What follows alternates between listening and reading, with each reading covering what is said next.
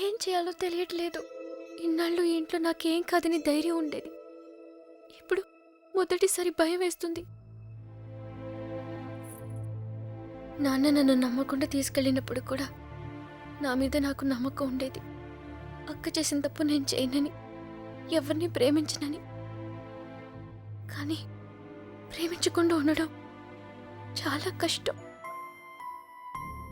Train కదిలిన క్షణం అర్థమైంది అక్కెందుకు వెళ్ళిపోయిందని. బాధపడకండమ్మా.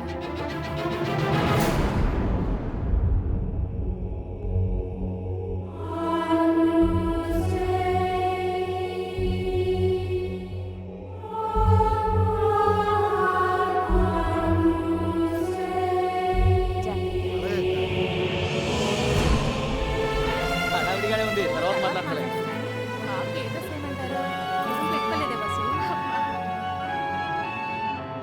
ఇక్కడ మొత్తం పోతాను గడిచింది.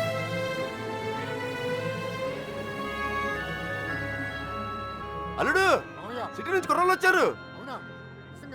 నిజం, ఇప్పుడే చూసొస్తున్నాను.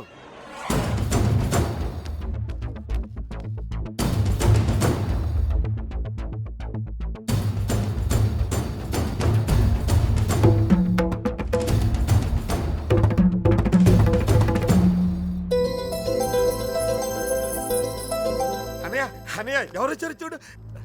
నమస్కారం. జరిగింది ఇది మనసులో పెట్టుకోకుండా వచ్చినందుకు చాలా సంతోషంగా ఉందయ్యా. ఇప్పటిదాకా మా కోపాలే చూచారు, అసలు మేమేంటో ఇక్కడ నుంచి చూపిస్తాం. ఈసారి మేమేంటో కూడా చూపిస్తాం సార్.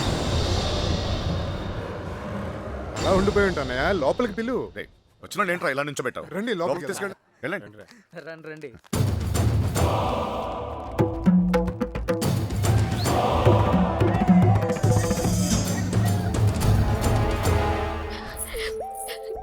ఎంత సంతోషంగా మిమ్మల్ని ఇంతకు ముందెప్పుడు చూడలేదమ్మా.